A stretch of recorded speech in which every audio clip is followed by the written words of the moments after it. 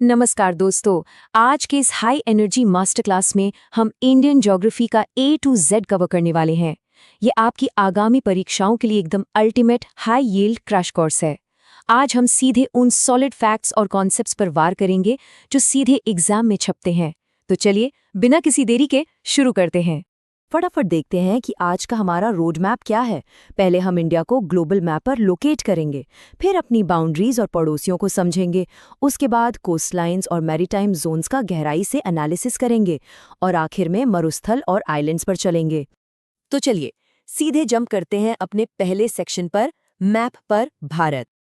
अगर हम global map को ध्यान से देखें तो हमारा देश पूरी तरह से उत्तर पूर्वी गोलार्ध यानी नॉर्थ ईस्ट हेमिस्फीयर में बैठा है और एशिया के हिसाब से हम साउथ एशिया का अहम हिस्सा है। अब जरा इन नंबर्स पर गौर कीजिएगा। उत्तर से दक्षिण तक हमारा फैलाव है 3214 किलोमीटर्स, जबकि पूर्व से पश्चिम तक ये 2933 किलोमीटर्स हैं। इन दोनों का जो डिफरेंस है ना 281 किलोमीटर का, वो ये क्लियर करता है कि भारत की लंबाई उसकी चौड़ाई से थोड़ी ज्यादा है। सीधा सा एग्जाम फैक्ट। अब इस मैसिव नंबर को तो अपने दिमाग में एकदम लॉक कर लीजिए। 3.28 मिलियन स्क्वायर किलोमीटर यानी 32,87,263 वर्ग किलोमीटर। अगर पूरी दुनिया की लैंड एरिया से इसे कंपेयर करें तो ये पूरी पृथ्वी का एग्जैक्ट 2.42% हिस्सा है। इतने विशाल क्षेत्रफल के साथ हम ग्लोबली 7वें सबसे बड़े देश की पोजीशन होल्ड करते हैं। हमारे आगे सिर्फ 6 देश हैं। लिस्ट में सबसे ऊपर है रूस, फिर कनाडा, अमेरिका, चीन, ब्राजील और छठे नंबर पर ऑस्ट्रेलिया। और उसके ठीक बाद 7वें नंबर पर आता है अपना भारत। अब यहाँ थोड़ा ध्यान दीजिएगा क्योंकि एग्जाम्स में अक्सर सदर्न मोस्ट पॉइंट को लेकर एक ट्रिकी बाउंसर आता है। देखिए, अगर सवाल सिर्फ मेनलैंड या मुख्य भूमि की बात कर रहा है तो हमारा जवाब होगा तमिलनाडु का कन्याकुमारी, जो 8 डिग्री 4 मिनट नॉर्थ अक्षांश पर है। लेकिन अगर संपूर्ण भारत के सबसे आखिरी दक्षिणी सिरे की बात हो रही है तो हम सीधा अंडमान निकोबार जाएंगे, 6 डिग्री 45 मिनट नॉर्थ पर स्थित इंदिरा पॉइंट तक। इन दोनों का फर्क समझना बहुत जरूरी है।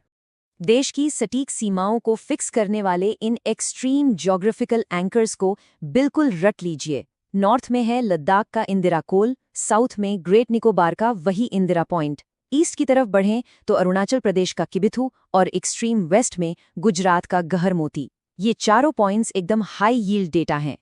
आइए अब बढ़ते हैं दूसरे सेक्शन की तरफ, जहां हम अपनी बाउंड्रीज और पड़ोसियों का पूरा पोस्टमार्टम करेंगे।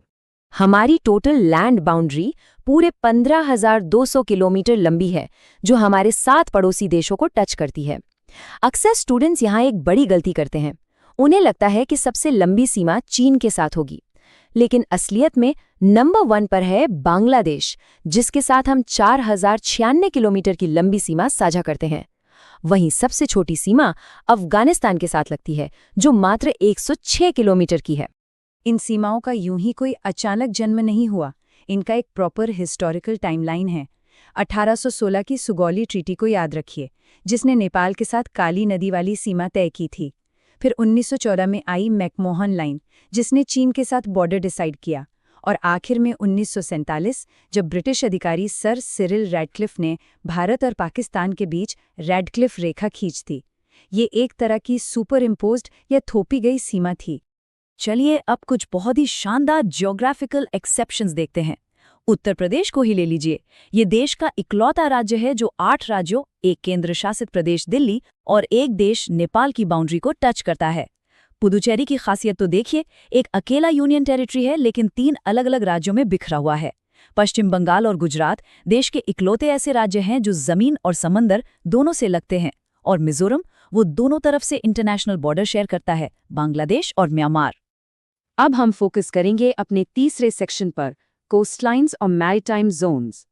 साउथ की ओर आए तो हमारे पास एक बेहद विशाल तटरेखा है। इसे याद रखने का सिंपल फॉर्मूला बता रहा हूँ, 9 और 4, यानी हमारे पास 9 प्रमुख तटीय राज्य हैं और 4 अलग अलग तटीय केंद्र शासित प्रदेश हैं। एग्जाम के पर्सपेक्टिव से ये सीधा न्यूमेरिकल डिवीजन बिल्कुल दिमाग में छपा होना चाहिए। अब समंदर को सिर्फ पानी मत समझिएगा, किसके भी अपने स्ट्रिक्ट इंटरनेशनल लॉज होते हैं। यहीं पर यूएन क्लॉज की एंट्री होती है, यानी United Nations Convention on the law of the C.